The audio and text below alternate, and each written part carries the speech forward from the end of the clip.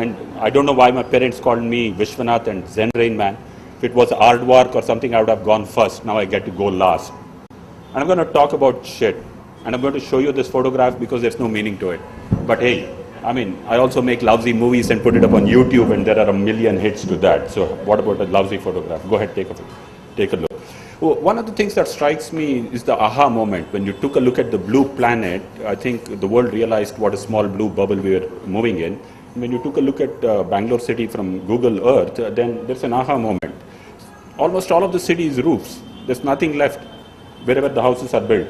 And these roofs are lousily designed. They're uninteresting places, sterile. They just absorb heat, radiate it inside, and then you stick fans and air conditioners and make living miserable inside too and gulp a lot of energy. So why are these roofs not designed is one sort of question that comes to mind very easily. So can roofs be smarter? That's the question that one sets for oneself much later to build a theory. So can it solve the waste problem, the water problem, the wastewater problem, the sewage problem, the energy problem, the food problem, and the biodiversity problem? Can roofs do that? So that's something that one poses to oneself. So how about a roof that grows rice or ragi? We grew rice or ragi too. So why not put a plastic sheet, put about 2 inches of compost and vermicompost, and plant paddy seeds or ragi seeds and water them a little bit, and they grow very well. And the rice is productive, it cools the roof. It's a very interesting place to indulge in, and you can have a lot of fun, and you get about 1 kg per square meter of rice per crop. And if you do it well, you get 4 crops a year. So if you have 100 square meter of roof area, you are actually growing 400 kgs of paddy. So you could be a net importer of paddy from here and send some to Tamil Nadu, which needs water so desperately to grow paddy. But hey, why not send some paddy? And you don't use a lot of water to do it.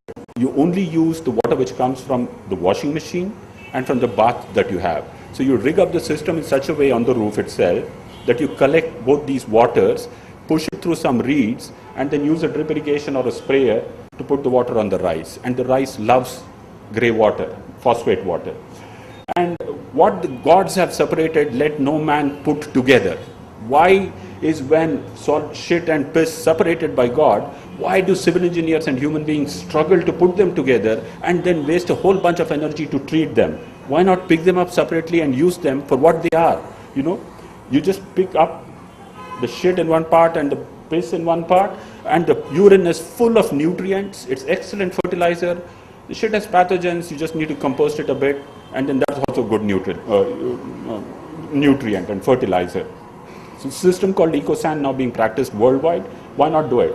And why not design the roofscape itself, the bathroom and the toilet to do this? You know, have an EcoSan component, have a grey water collection component, and deal with it in such a fashion that this becomes a resource. And your house or any house then becomes a zero discharge house. Can that not be done? And it looks like that it's a very simple thing to do. And use Poonam's invention of the daily dump, pick the kitchen waste, compost it, do that on the rooftop, use the composted kitchen waste as additional fertilizer for the rice or for the ragi. That's also a simple thing to do, and Bangalore is providing us the solutions to go ahead and do it. You know, so I think by throwing together a whole bunch of technologies and ideas together, one can create very interesting spaces. And as a civil engineer, let me tell you, the city is running out of water. But if we do this grey water recycling and EcoSan, you immediately drop the water consumption from 135 to 67.5. That's half. So you free up half the water for the rest half of the population. So that's the kind of kick this whole system can give if you can do that. Now I move from the household to the big ticket number. In India, just look at that figure, 128.41 million pit toilets and septic tanks. We're filling them up real fast. There's not even one single idea on sludge management or how to clean those pits. There was an abominable practice called manual scavenging. That's now stopped or is getting stopped. So what happens with conventional sewage, conventional underground drainage systems? We put the water and send it down, and this is the Vrishbhavati river which goes out of Bangalore, which is a soap-suds river. For about 1.5 kilometers, you have 8 feet of foam, and this is coming from the traditional way of putting washing machine water and sewage into pipes and sending it out there. There arrives our hero, the honeysucker. This is the informal sector kicking in, people finding solutions, inventing, innovating. They make these vacuum sucking trucks which will come at the call of a mobile to your house, grab the septic tank and pit toilet, and vanish from there. $1,200, $1,300, they're done. For 2 years, you just need to empty it once. And they take it to these farms on the side. They make these beautiful composting pits, 4 feet deep, fill it up, cover it with farmyard manure and soil, leave a bit of earthworms. 3 months, you have excellent fertilizer ready. Conventional sewage is messing up our rivers. These informal sector people, the honey sector guys and the farmers, are converting it to an excellent nutrient. Excellent NPK properties, nitrogen, phosphorus, potassium. Very good productivity from it. And if done properly, no pathogens. To grow rice, to grow food grains on the periphery of the city, and to take sewage to land, not to water, the primary way of dealing with sewage. And then the bananas.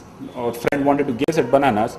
Well, shovel this into those bananas and you get those groves, those bunches with about 270 bananas. Excellent produce, excellent yield. And you know that the soil is being done well. It's not polluting rivers. So these are simple steps I think India will start to take in the coming days, hopefully, because the soil is still alive. Unlike using artificial fertilizers, with this sludge, the soil is alive with earthworms and ants. This is a very organic way of doing things, but not recognized in the law. We don't have a legal framework to say that this is the way we should go. And at every step, there is a value chain addition. So my final proposition to you is that if every citizen of Bangalore has 35 square meters of roof area, which should be the design of our city, then we don't have a problem of water waste, energy, food, biodiversity, nada, nothing. There's no shit, only food and fertilizer. We got to think right about it. I guess that's the word that was to say.